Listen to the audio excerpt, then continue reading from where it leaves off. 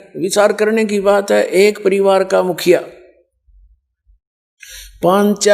चार पांच घर के सदस्यों की व्यवस्था में टेंशन ग्रस्त रहता है, और राजा तो एक क्षेत्र का प्रजापिता होता है, प्रजा का स्वामी होता है।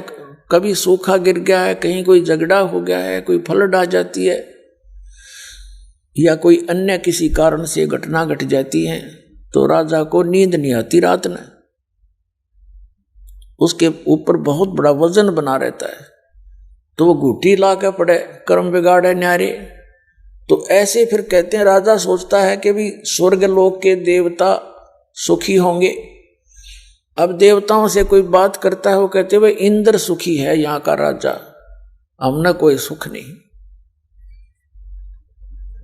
और सुख तो वहां हो जहां परमात्मा की प्रेजेंस हो, जहां परमात्मा हो। तो यहां 21 ब्रह्मांड में काल की प्रभुता है, इस काल की व्यवस्था है, तो यहां सुख हो ही नहीं सकता।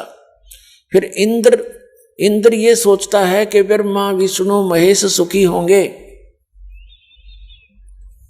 इंद्र की हिस्ट्री आप पढ़ के देखो, स्वर्ग के राजा की, इन पुराणों के अंदर उसकी कैसी कैसी दुर्गति हुई, कैसे मलिन विचार उन लोगों के। जो बकवाद यहां करने को नहीं मिलती, इनके स्वर्ग में उपलब्ध है, और वो कर्म फोड़ने की है सारी, अपने पुण्य समाप्त करना और पाप के भागी बनना। पुण्यात्माओं, आप जी ने अध्यात्म ज्ञान ढंग से नहीं सुना, ना मिला आपको सुनने को। अब इस अध्यात्म ज्ञान से, तत्व ज्ञान से आप परिचित हो जाओगे। फिर दास की एक एक बातें जो सत्य तो हैं ही, पर आपको भी सच्ची लगने लग जाएंगी कुछ दिनों, क्योंकि अभी तक आपने कोरा अज्ञान सुन रखा है। अध्यात्म मार्ग का कोई ज्ञान नहीं पृथ्वी पर नहीं है, और इसी कारण से इस दास का विरोध हो रहा है कि दास साची कहता है, अन्य संत झूठ पर आधारित हैं। वो स्वयं तो बोलते नहीं है, लेकिन अपने शिष्यों को मिसगाइड करते रहते हैं, वो झूठ बोलता है। अब शेष बेचारे श्रद्धालु होते हैं, वो तो आंख नीचे बैठे हैं गुग्गू की तरह। हमारे गुरु जी जो बोल रहे हैं, सत्य और असत्य का निर्णय कोई आधार बनाकर किया जाता है। हमारे आधार हैं हमारे सदग्रंथ और उन महापुरुषों का अनुभव जिन्होंने परमात्मा पाया।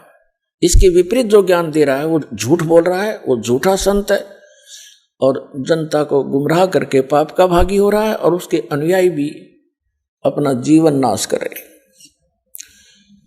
उन्हीं के लिए दास तड़प रहा है, भटक रहा है, और ये रह कर ये कथा सुना रहा है, और बार बार चिल्ला रहा है कि तुम गलत दिशा में जा रहे हो, ये संत झूठे हैं, इनके पास भक्ति मार्ग है नहीं, तुम्हारा जीवन नाश हो रहा है। और ये अनमोल मनुष्य जीवन, हीरा जन्म अनमोल था, यो कौड़ी बदले जावे। तो पुण्यात्माओं, इंद्र सोचता है ब्रह्मा विष्णु महेश सुखी होंगे। इन ब्रह्मा विष्णु महेश का इतिहास पढ़ कर देखो पुराणों में, अपने ही इतिहास में, इन्हीं की जीवनी में लिखा है ये कितने सुखी।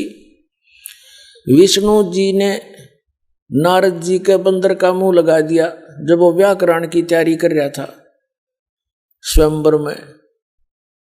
नारद जी ने भगवान विष्णु से विष्णु जी का स्वरूप मांगा था कि मैं सुंदर दिखूंगा, लड़की मुझे सेलेक्ट कर लेगी। अब विष्णु जी ने उसका बंदर का मुंह ला दिया। उस बंदर के मुंह के कारण उसका विवाह होया नहीं। अक्षुब्ध होकर नारद जी ने विष्णु जी को श्राप दे दिया कि तू एक जीवन अपनी पत्नी के वियोग में बितावेगा।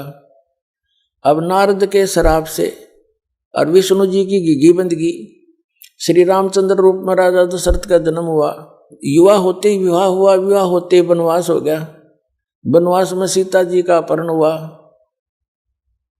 और 14 वर्ष वन में काट के रावण के लट्ठम लट्ठा होके उसने वापस लाए सीता जी को। कुछ दिन के बाद, साल 1.5 वर्ष के बाद उसको घर से निकाल दिया।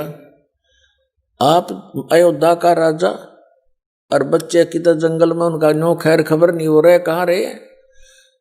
जिस व्यक्ति के बच्चे कहीं और स्वयं कहीं वो स्वप्न में भी सुखी नहीं हो सकता, चाहे कितनी बात बनावे। और अंत में सरयू नदी के अंदर समाधि लेकर शरीर त्यागा। उसी के बाद श्री कृष्ण रूप में जन्म हुआ श्री राम का, यानी श्री विष्णु जी का।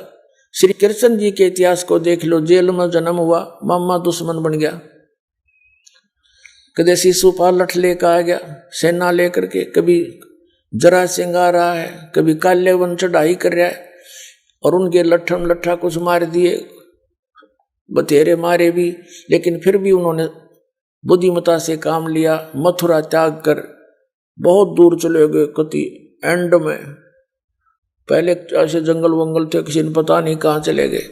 एक समुद्र के अंदर एक टापू ढूंढ के वहां रहने लगे, द्वारका। एक द्वार वाली नगरी बना ली, कोई आओगा तो उसके ऊपर सारी सेना रख दूंगा, एक जगह मुकाबला कर लेंगे, तो सारे वहां रहने लगे, वहां टाइम पास किया। अंत में श्री कृष्ण जी के सामने उसका पूरा कुल नाश हो गया, लड़का मर गया आपस में, दुर्वासा जी के श्राप थे।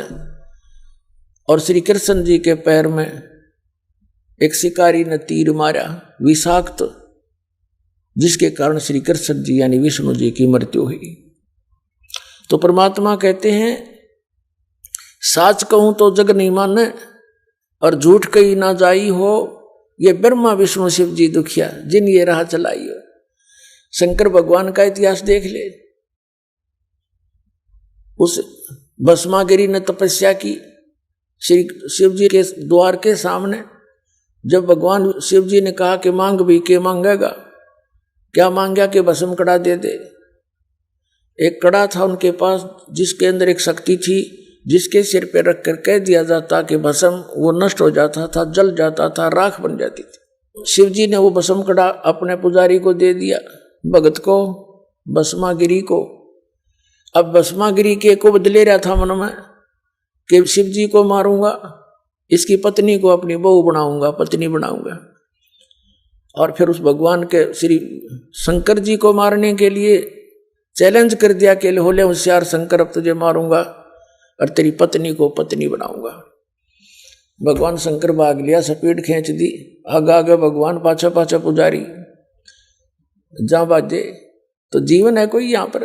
बता, ऐसा दुष्ट व्यक्ति अपने भगवान यानी भगवान की पत्नी पर नीत खराब कर रहा, और शंकर जी ने पता नहीं कि ये बकवाद लिए खड़ा है। और इनको अंतर्यामी, मृत्युंजय, कालज्जय, सर्वशक्तिमान कहा करते ये नकली संत।